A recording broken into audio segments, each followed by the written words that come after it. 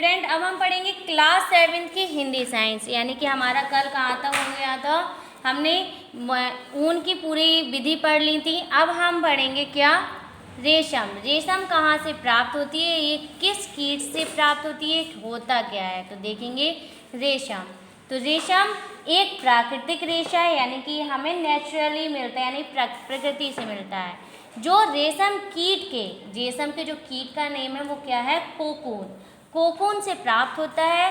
प्राचीन काल में राजश्री वस्त्र रेशम के ही बने होते हैं। जो राजश्री नेम के आते हैं ना, कपड़े आते हैं, वो काय के बने होते हैं, कोकून के बने होते हैं, यानी कि कोकून के जो रेशे होते हैं उनसे बने होते हैं। रेशमी वस्त्र हल्के, चिकने, मजबूत और टिकाऊ होते हैं तथा आकर्षण भी होते हैं, यानी कि वो बहुत ज़्यादा शाइनिंग करते हैं, इसलिए लोग उस पर आकर्षित होते हैं। रेशम का आविष्कार चीन देश में हुआ था। सबसे पहले कहाँ पे हुआ था, चीन में हुआ था। चीन वर्तमान समय में भी विश्व का सर्वाधिक रेशम उत्पादन करने वाला देश है, यानी कि अभी भी जो चीन है वो सबसे ज़्यादा रेशम के कपड़ों से बने तैयार करता है और रेशम को भी तैयार करता है। भारत में व्यावसायिक स्तर पर बहुत अधिक, क्या कह रहे हैं, भारत में व्यावसायिक स्तर पर बहुत अधिक, विश्व का लगभग 13% रेशम का उत्पादन करता है। अब क्या है, रेशम कीट का जीवन चक्र, यानी कि रेशम के जो कीट होता है, कोकून होता है, उसका जीवन चक्र क्या है, तो देखेंगे। रेशम कीट शहतूत, अरंडी, ओक इत्यादि के पेड़ों पर पाए जाते हैं। मादा रेशम कीट सैकड़ों की संख्या में अंडे देती है, यानी कि जो मादा रेशम होती है ये वाली, ये बहुत ज़्यादा सैकड़ों की, यानी कि 100 से भी ज़्यादा अंडे देती है एक बार में। शहतूत की पत्तियों की निचली सतह पर चिपके होते हैं। ये जो शहतूत की पत्ती होती है उसके नीचे भाग में चिपकी होती है।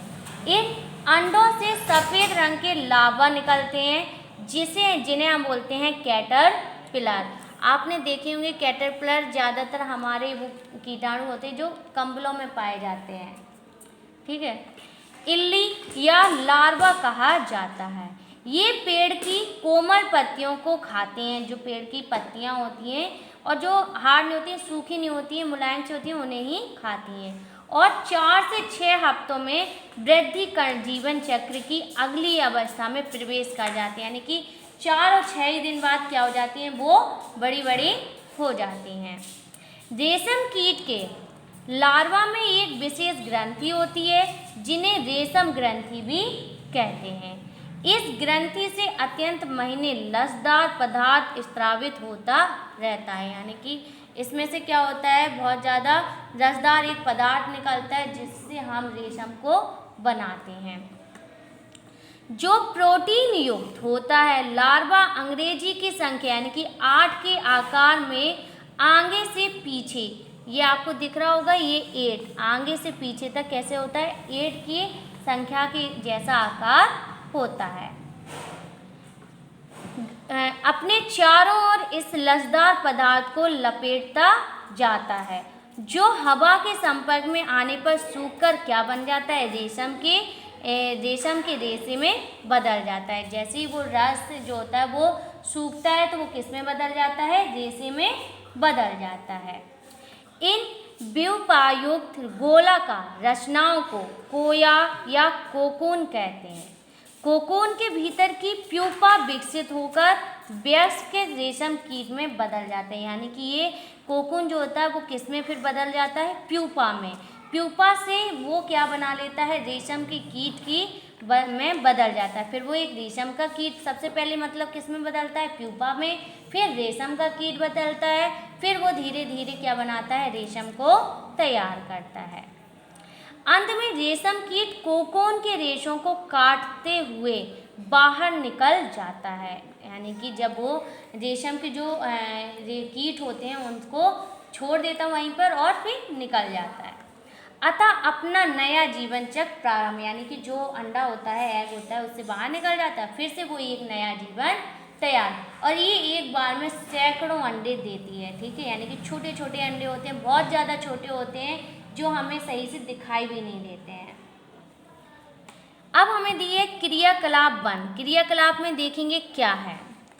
गत्ते अथवा चार्ट पेपर पर रेशम कीट की विभिन्न अवस्थाओं के चित्र बनाकर अलग अलग काट लीजिए। यानी कि कह रहे हैं कि एक क्रियाकलाप दे रहे हैं कि चार्ट पेपर पर इसका डायग्राम बनाओ और उसको फिर अलग अलग काटो।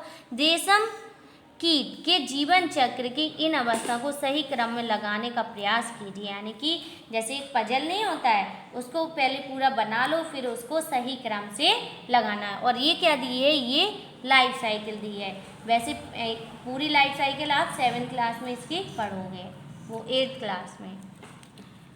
अब हमें क्या दी है, रेशम कीट पालन। वैसे ये लाइफ साइकिल ऑफ कोकून की हमने इंग्लिश बुक में पूरी पड़ी हुई थी। रेशम कीट का पालन, यानी कि इसका पालन कैसे होता है देखेंगे।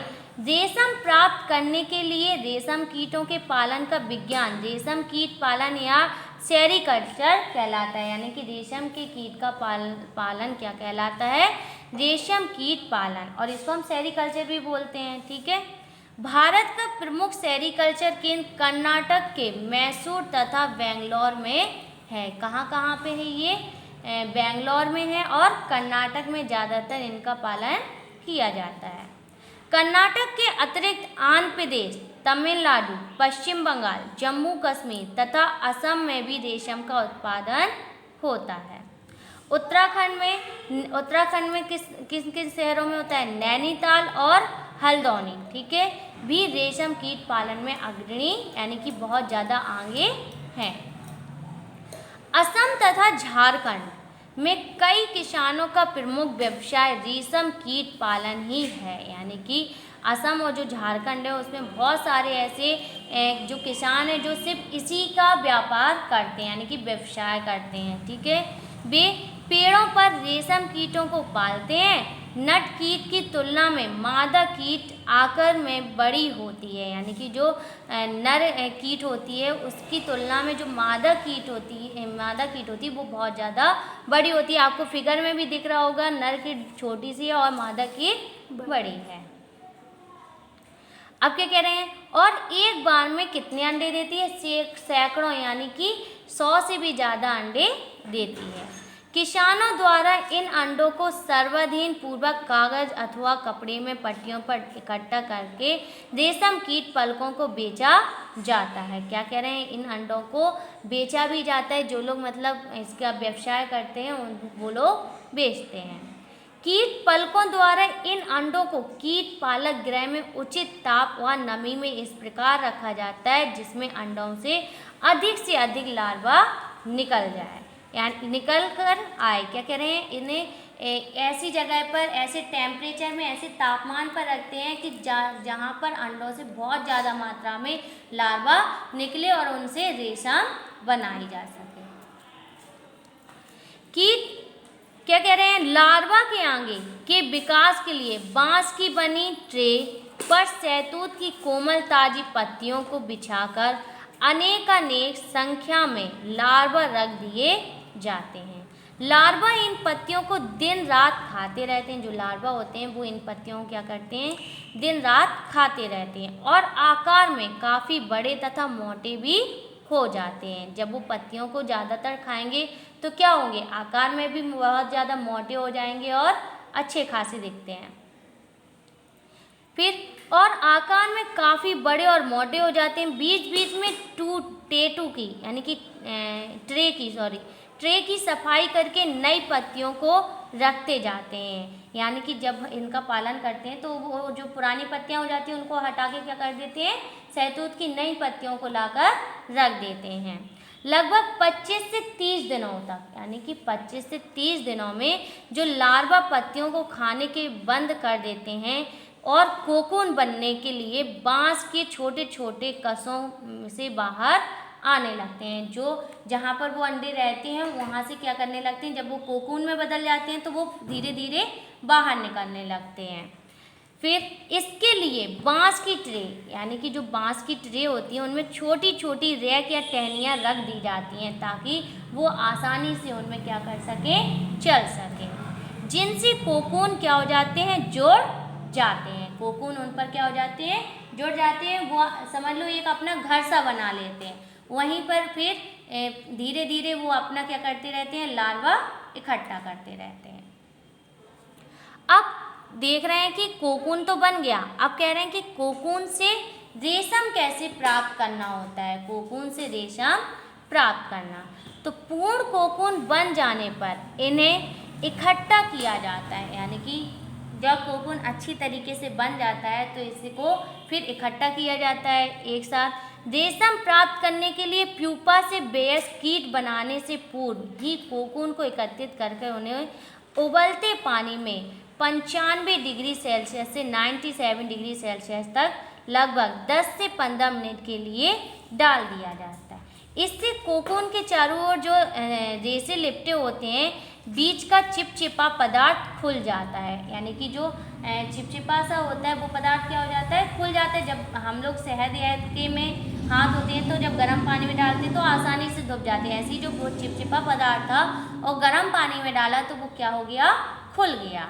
ठीक है, फिर इससे कोकून के चारों ओर लिपटे रेशों के बीच का चिपचिपा पदार्थ घुल जाता है तथा रेशम के रेशे पृथक हो जाते हैं। रेशम के जो रेशे होते हैं वो भी क्या हो जाते हैं, निकल कर आने लगते हैं। इस प्रकार प्राप्त रेशम अधिक लंबे तथा उच्च कोटि के होते हैं, यानी कि कितना पूरा 1 महीना लग जाता है रेशम को प्राप्त करने में।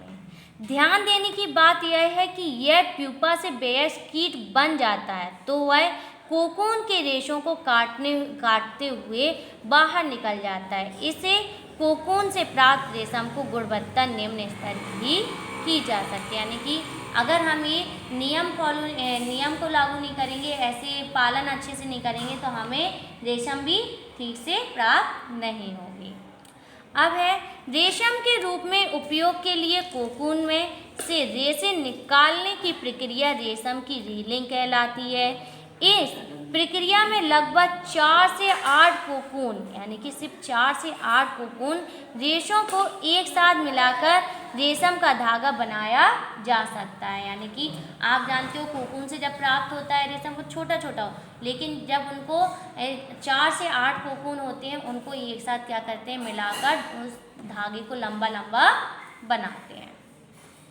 सबसे प्रचलित रेशम शहतूत के रेशम, यानी कि क्या कह रहे हैं, फिर रेशम के धागों की सुंदर रंगों में रंगाई की जाती है। ठीक है, वैसे तो वो वाइट कलर के होते हैं, फिर उनको क्या किया जाता है, अलग अलग रंग से रंगा जाता है। बुनकरों द्वारा रेशम के इन्हीं रंग बिरंगे धागों से रेशमी वस्त्र भी बुने जाते हैं। फिर क्या होता है, रेशमी धागों को आप देखते होंगे सिल्क के बहुत सारे जो सिल्की कपड़े होते हैं वो रेशम के बने होते हैं। रेशम कीट में विभिन्न किस्मों से अलग अलग प्रकार के रेशमी धागे प्राप्त किए जाते हैं। फिर क्या कह रहे हैं, रेशम के जो कीट होते हैं वो भी अलग अलग प्रकार के रेशमी धागे भी प्राप्त किए जाते हैं। ये धागे चिकनाहट, चमक, मजबूती आदि भिन्न भिन्न होते हैं। आपको पता है कि जो रेशम का धागा होता है वो हाथ से तोड़ा नहीं जा सकता, वो हमारा क्या कर देगा, हाथ को काट देगा, लेकिन धागा नहीं टूटता है, इतना मजबूत होता है। सबसे प्रचलित रेशम शहतूत के रेशम कीट से प्राप्त किया जाता है। इनके अतिरिक्त ओक, अरंडी आदि पेड़ों की पत्तियों पर पाए जाने वाले विभिन्न रेशम कीड़ों से क्या कह रहे हैं, टसर रेशम, मूंगा रेशम, कोशा रेशम, एरी रेशम आदि प्राप्त किए जाते हैं। तो कितने प्रकार के रेशम हमने पढ़े, टसर रेशम, मूंगा रेशम, कोशा रेशम, एरी रेशम आदि प्राप्त किए जाते हैं। 4 प्रकार के रेशम प्राप्त किए जाते हैं। अब हमें क्या दी है, 2.5 हेडिंग दी है, दैनिक जीवन में जंतु रेशम की उपयोगिता एवं क्या है, महत्व, यानी कि जंतु रेशम की क्या उपयोगिता है और उसका महत्व क्या है। तो हम अपने दैनिक जीवन में जिन जंतु रेशों का उपयोग करते हैं उनमें प्रमुख रूप से भेड़ के बालों से प्राप्त किए जाते हैं तथा रेशम कीट के कोकून से प्राप्त रेशमी धागे भी होते हैं। इन जंतु रेशों का उपयोग विविध प्रकार के वस्त्रों को बनाने में किया जाता है। ऊन की उपयोगिता क्या है देखेंगे। मनुष्य ऊन का उपयोग स्वेटर, शॉल, कंबल, लोई, टोपी, जैकेट आदि को बनाने में किया करता है। यानी कि बहुत सारे स्वेटर वगैरह भी बनाए जाते हैं, अलग अलग ऊन से अलग अलग रंगों के बनाए जाते हैं। ऊनी वस्त्र प्रयोग कहाँ किए जाते हैं? ठंड से बचने के लिए किया जाती है, क्योंकि ऊनी रेशों के बीच में वायु अधिक मात्रा में क्या हो जाती है? भर जाते हैं, क्योंकि उसमें क्या होते हैं? छोटे छोटे छिद्र होते हैं। ऊष्मा की कुचल की भांति कार्य करने लगती है और वो हवा क्या हो जाती है? फिर धीरे धीरे गर्म होने लगती है और हमारी बॉडी को गर्माहट पैदा करते हैं। इस प्रकार सर्दी के मौसम में ऊनी वस्त्र पहनने पर शरीर का ताप क्या हो जाता है? स्थिर रहता है और ठंडी नहीं लगती है। कालीन, गलीचे, पावदान तथा अन्य घरेलू सामग्री को बनाने में भी ऊन का प्रयोग किया जाता है। अब है रेशम की उपयोगिता क्या है? तो रेशम का उपयोग किस में करते हैं? रेशम से बने वस्त्र हल्के होते हैं, मुलायम होते हैं, चमकीले होते हैं, लचीले होते हैं, मजबूत होते हैं तथा टिकाऊ भी होते हैं। रेशमी वस्त्र पहनने में बहुत ज़्यादा आरामदायक भी होते हैं, क्योंकि वो बहुत ज़्यादा हल्के होते हैं। लेकिन आपको पता है जो रेशम के कपड़े होते हैं वो पसीना को नहीं सोखते हैं, इसलिए हमें वो आरामदायक नहीं लगते। इसलिए इनसे बने वस्त्रों को उपयोग किसी भी मौसम में बहुतायत से होता है। यानी कि इनका यूज़ तो बहुत ज़्यादा होता है, लेकिन ये हर चीज़ के लिए सही नहीं होते। भारत में रेशमी धागों से बनी रेशमी बनारसी साड़ियाँ, घाघरा चोली, चूड़ीदार शेरवानी अत्यधिक प्रचलित हैं, जिन्हें विशेष अवसरों पर पहना जाता है। आजकल कृत्रिम रेशम से बने वस्त्रों का उपयोग चलन में अधिक है। वस्त्रों के अतिरिक्त रेशम से अन्य वस्तुएं भी, जैसे कि क्या क्या बनाए जाते हैं? पैरासूट, यानी कि पैरासूट के जो कपड़े होते हैं, जब हम लोग पैरासूट उड़ाते हैं तब वो कपड़े पहने जाते हैं। ऑपरेशन में प्रयुक्त होने वाले टोके आदि बनाए जाते हैं। अब हमें दिया है क्रियाकलाप 2। क्रियाकलाप 2 में क्या दिया है? कृत्रिम रेशे तथा शुद्ध रेशम का एक एक धागा लीजिए। यानी कि एक कृत्रिम रेशम का धागा लेना और ये शुद्ध रेशम का धागा लेना। इन धागा को सावधानी पूर्वक जलाइए। यानी कि अब उनको क्या करना है? जलाना है। दोनों प्रकार रेशमी धागों के जलते समय उठने वाले गंध को सूंघकर अंतर समझने का प्रयास कीजिए। जब आप उसको जलाएंगे तो दोनों से अलग अलग स्मेल आएगी और दोनों का आप लोग अंतर समझना है। अब एक ऊनी धागा को जलाइए और इसकी तुलना कृत्रिम का शुद्ध रेशम के जलने की गंध से कीजिए। तो जो शुद्ध रेशम होगा वो क्या होगा? कम स्मेल आएगी उसमें, यानी कि गंध कम आएगी। लेकिन जो क्या होगा? कृत्रिम रेशम होगा, यानी कि उसमें बहुत ज़्यादा गंध उत्पन्न होती है। कृत्रिम रेशे के धागे जलने पर पिघलते हुए सिकुड़ने, यानी कि गोलीनुमा हो जाते हैं। जो कृत्रिम रेशे होते हैं वो क्या हो जाते हैं? सिकुड़ जाते हैं। आप कोई भी कपड़ा लोगे, अगर आप किचन में उस कपड़े को यूज है तो आप देखते हो वो जल्दी आग पकड़ जाते हैं और पिघलने लगते हैं, जिससे हमारा खतरा भी हो सकता है। तथा इन क्रम में तीखी सी गंध निकलती है। क्या कह रहे हैं? तीखी सी गंध निकलती है। दूसरी ओर शुद्ध रेशम तथा ऊन एक अच्छी गंध के साथ पूरी तरीके से जल जाते हैं। इसमें कोई भी तरीके की क्या नहीं होता है, यानी कि ये पिघलता नहीं है और ये बहुत अच्छी तरीके से जल जाता है। तो ये था हमारा चैप्टर। अब क्या है? हमारे अभ्यास प्रश्न। तो पहला हमें क्या दिए हैं? सही विकल्प छांटकर कीजिए। तो पहला दिया है ऊन धारण करने वाला जंतु है। ऊन धारण करने वाला जंतु है, कौन सा है? उपयुक्त सभी। हमने ऊँट भी पढ़ा था, ऊन मिलती है। याक भी पढ़ा था, एल्पक्का से भी मिलता है, लावा से भी मिलता है, एंगोरा बकरी भी पढ़ी थी और कश्मीरी बकरी, सबसे ऊन हमें प्राप्त होती है। यानी कि उपरोक्त सभी। भेड़ तथा रेशम कीट होते हैं। हमने पढ़ा था कि भेड़ और रेशम कीट जो होते हैं वो कैसे होते हैं? शाकाहारी होते हैं, क्योंकि वो सिर्फ पत्तियों को खाते हैं, बाकी जो भोजन हम लोग खाते हैं वो भी खाते हैं। गा, भेड़ के रेशों की चिकनाई, धूल और गर्द निकालने की जो प्रक्रिया होती है, यानी कि जब हम रेशम की कटाई कर लेते हैं उसके बाद जब उसको हम धुलते हैं, उसकी धूल को निकालते हैं, वो क्रिया हमारी क्या कहलाती है? अभिमार्जन कहलाती है। घा, रेशम है। रेशम क्या है हमारा? ये जंतु रेशे। रेशम क्या है हमारा? जंतु रेशे है।